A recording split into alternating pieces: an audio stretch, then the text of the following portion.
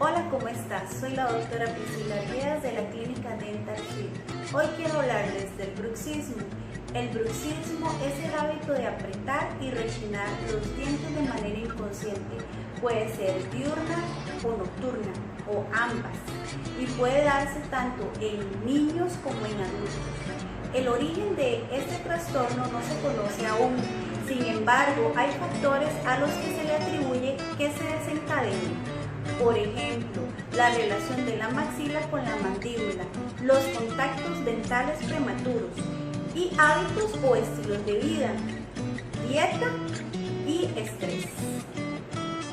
Parte de las manifestaciones de este trastorno es el dolor miofacial, desgaste de los dientes y fractura de la estructura dental, inclusive la pérdida de piezas dentales.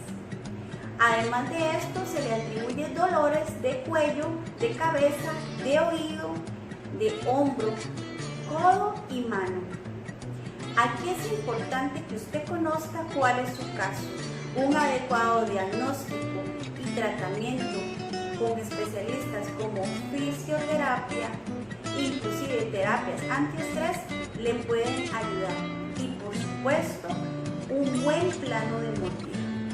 Espero que esté muy bien y que esta información sea provechosa para usted. Los esperamos en Dental Fit. Que estén muy bien.